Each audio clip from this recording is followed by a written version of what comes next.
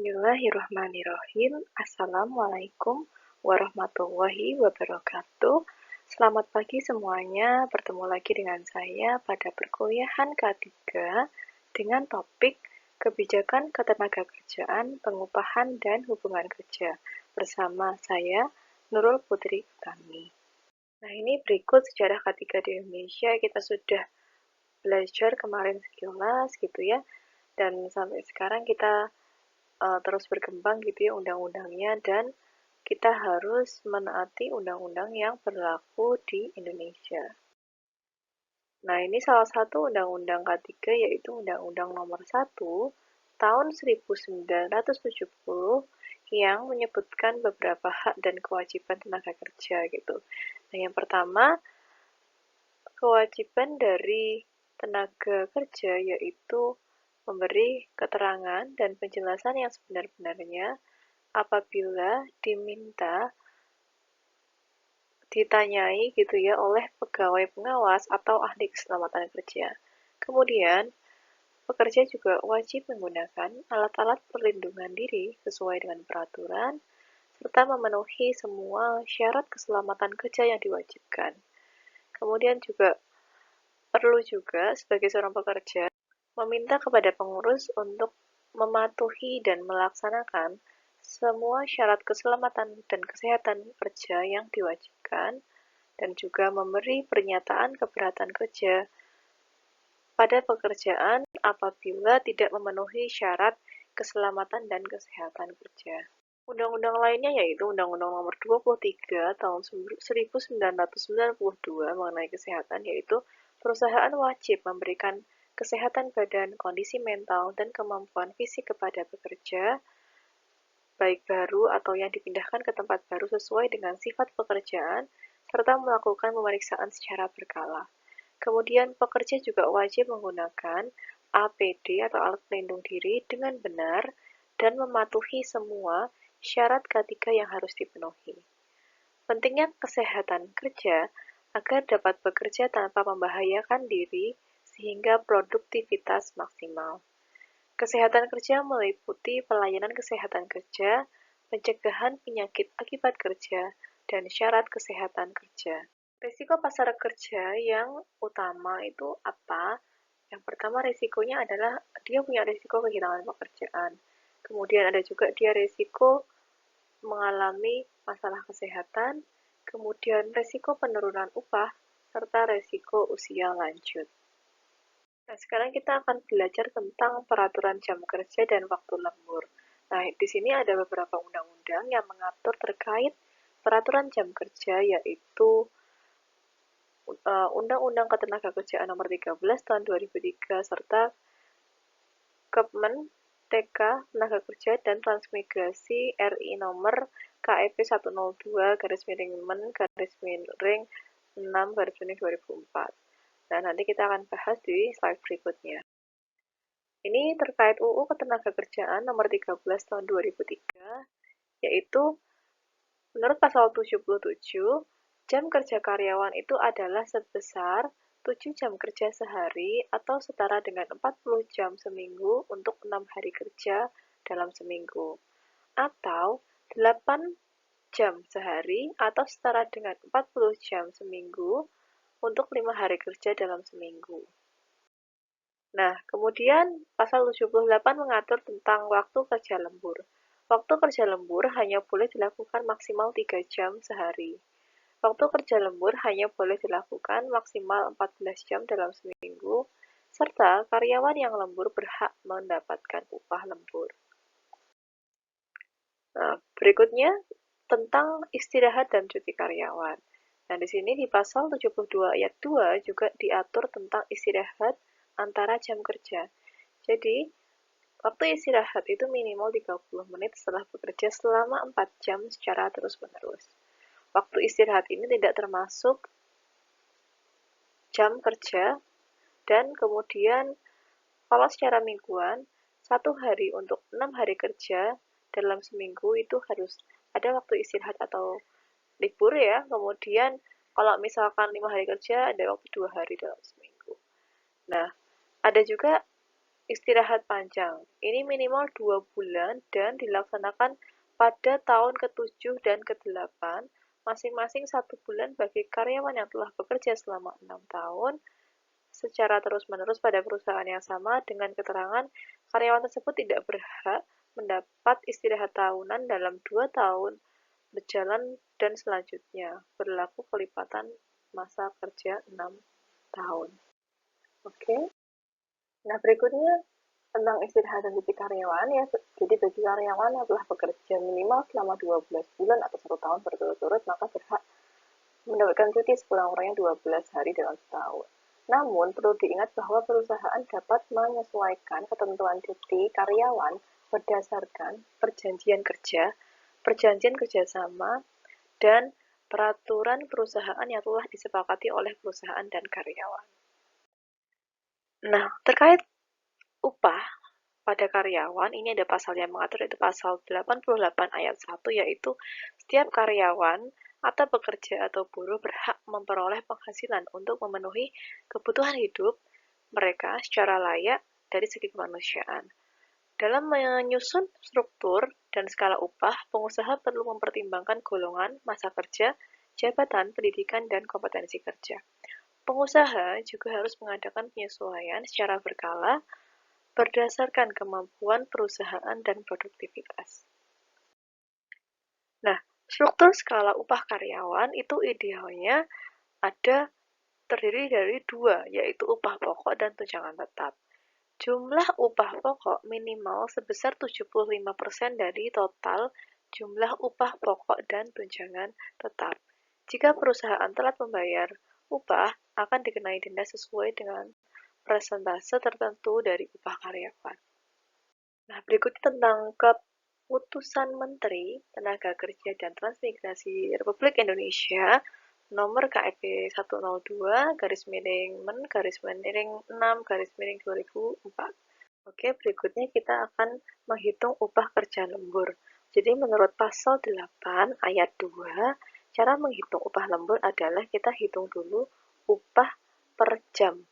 Gitu ya. Cara menghitungnya adalah 1/173 karena ini adalah jumlah jam kerja 1 bulan ya, sehingga kita bisa hitung rata-rata berapa sih 1 jam itu pekerja itu diberi gaji. Perusahaan dan pengusaha itu wajib membayar upah kerja lembur jika mempekerjakan karyawan melebihi waktu kerja yang ditentukan oleh undang-undang. Oke, nah di sini dijelaskan tentang bagaimana angka 173 itu diperoleh. Jadi kan 1 tahun itu ada 52 minggu. Kemudian dalam 1 bulan jadi ada kurang lebih 4,33 minggu. Dan tadi menurut undang-undang sebelumnya bahwa per minggu itu ada 40 jam kerja. Maka total jam kerja selama 1 bulan adalah 40 dikali 4,33 sehingga diperoleh angka 173,33 dan dibulatkan menjadi 173. Nah, ini contoh ya. Jadi, misalkan upah sebulan seorang pekerja itu adalah 1,529 juta gitu ya. Maka upah lembur per jamnya adalah 1/173 dikali 1.529.000 sehingga diperoleh sebanyak 8.838,1 per jam. Bagi perusahaan yang telah melaksanakan dasar perhitungan upah lembur yang nilainya lebih baik dari ketentuan upah lembur sesuai dengan keputusan Menteri ini, maka perhitungan upah lembur tetap berlaku. Nah, untuk sektor usaha atau pekerjaan tertentu lainnya yang hingga saat ini belum diatur secara khusus, dapat diperjanjikan oleh pihak dalam perjanjian kerja dan peraturan perusahaan atau perjanjian kerja bersama, dengan tetap mengindahkan beberapa ketentuan berikut, yaitu waktu jam kerja, misalkan dia itu 6 hari kerja, jadi maksimal adalah 7 jam kerja per hari. Kalau misalkan 5 hari kerja, adalah 8 jam per hari. Apabila jumlah hari kerjanya atau jam kerjanya maksud saya melebihi ketentuan, wajib dihitung sebagai waktu kerja lembur dan memperoleh upah kerja lembur. Pelaksanaan waktu kerja lembur harus memenuhi syarat-syarat antara lain Pertama, ada persetujuan dari pekerja yang bersangkutan, kemudian waktu kerja lembur hanya maksimal 3 jam per hari untuk lembur pada hari kerja, dan kumulatif waktu kerja lembur per minggu itu maksimal adalah 14 jam, kecuali lembur dilakukan pada waktu hari istirahat atau minggu, ya hari minggu atau hari libur resmi. Jadi menurut pasal 78 ayat 1. Cara menghitung upah kerja lembur pada hari kerja yaitu misalkan dia itu jam kerjanya sehari 8 jam, kemudian dilembur sampai 2 jam berikutnya gitu ya. Jadi sehari kerja 10 jam, sehingga ketentuannya adalah saat jam pertama dia lembur itu dibayar 1,5 kali upah 1 jam. Kemudian untuk jam berikutnya itu dibayar 2 kali upah 1 jam. Jadi misalnya dia kerjanya 8 jam, jam ke-9-nya dibayar 1,5 kali upah 1 jam, kemudian jam ke-9-nya dibayar 2 kali upah 1 jam. Nah, berikutnya cara menghitung upah lembur, misalkan lemburnya itu dilakukan pada hari istirahat seperti hari Minggu atau hari libur resmi. Nah, untuk jam kerja yang 6 jam gitu ya, ini 7 jam pertamanya dibayar 2 kali upah 1 jam. Jadi misalnya harusnya Minggu libur, kemudian harus masuk karena lembur ya. Nah, ini ketentuannya adalah 7 jam pertamanya dibayar 2 kali upah 1 jam. Kemudian jam ke-8 dibayar 3 kali upah 1 jam, dan jam ke-9 serta ke-10 dibayar 4 kali upah 1 jam. Nah, misalkan dia itu 6 hari kerja, itu kan ada 1 hari di mana jam kerjanya itu tidak sampai 7 jam. Jadi ada hari kerja yang jamnya cuma 5 jam kerja ya, misalnya hari Jumat gitu ya. Nah, ini 5 jam pertama ini dibayar 2 kali upah 1 jam. Jadi bukan 7 jam ya, tapi 5 jam karena itu dia jam kerjanya hanya 5 jam seharusnya waktu hari itu. Nah, kemudian jam ke-6 dibayarnya 3 kali upah 1 jam, kemudian jam lembur ke-7 dan ke-8-nya dibayar 4 kali upah 1 jam. Nah, kemudian misalnya ini lemburnya dilakukan pada orang yang memiliki waktu kerjanya 5 hari kerja, jadi kan rata ya, satu harinya dia 8 jam kerja. Nah, kemudian misalkan dia harus kerja di hari Minggu atau hari libur resmi, maka 8 jam pertama dibayar 2 kali upah 1 jam, kemudian jam ke-9 dibayar 3 kali upah 1 jam, kemudian jam 10 dan ke-11 dibayar 4 kali upah 1 jam. Oke, di sini kita coba latihan untuk menghitung upah lembur pada suatu perusahaan. Jadi ini ada seorang operator produksi, gaji bulanannya itu adalah 3 juta. Kemudian dia diminta untuk melakukan lembur atau overtime pada hari kerja selama 4 jam. Nah, kira-kira berapa upah lembur yang harus dibayar perusahaan? Oke, kita coba hitung bersama-sama. Oke, sebelumnya kita lihat cara perhitungan upah lembur yang sudah saya rangkum di sini. Jadi di sini kan lemburnya tadi ada yang di hari kerja, ada yang di hari libur. Nah, di sini untuk kasus pertama, lemburnya dilakukan pada hari kerja. Dan dia diminta lembur selama 3 jam. Maka, jam pertamanya dibayar 1,5 kali upah sejam, kemudian 2 jam berikutnya dibayar 2 kali upah 1 jam. Oke, sekarang kita mulai menghitung upah kerja lemburnya. Tadi kan 3 jam. Nah, 1 jam pertamanya itu dibayar 1,5 kali upah per jam, dan 2 kali upah sejam untuk jam berikutnya. Jadi 2 jam berikutnya 2 kalinya.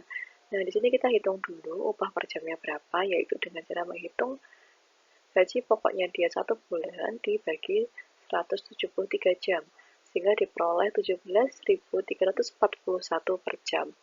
Nah, kemudian yang dikalikan, untuk 1 jam pertama dikali 1,5, 2 jam berikutnya dikali 2, sehingga ketemu hasil seperti ini, dan di total yaitu ada sekitar Rp60.700, sehingga upah kerja lemburnya pada hari tersebut adalah Rp60.700.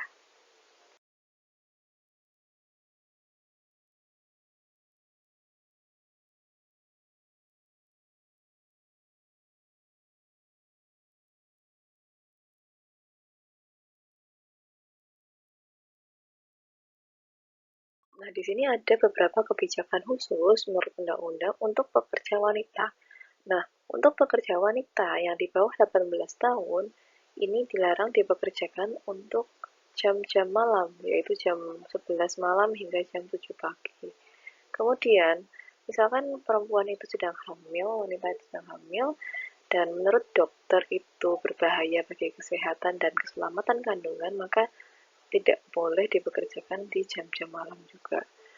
Nah, kemudian misalkan ada perempuan yang harus bekerja di jam-jam malam ini, mungkin seperti dokter gitu kan harus jaga malam ya.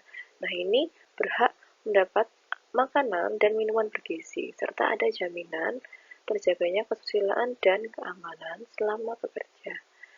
Nah, misalkan dia juga bekerjanya malam, dia juga ada hak untuk mendapatkan angkutan antar jemput.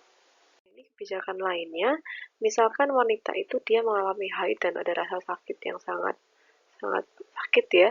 Nah, ini dia diberikan kebijakan yaitu tidak wajib bekerja pada hari pertama dan kedua haid yang sangat sakit ini.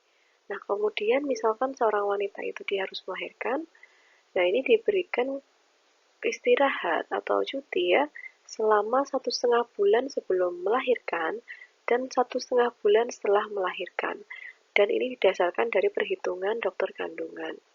Nah, kemudian bila seorang wanita itu mengalami keguguran, maka dia diberikan waktu istirahat selama 1,5 bulan atau sesuai keterangan dokter.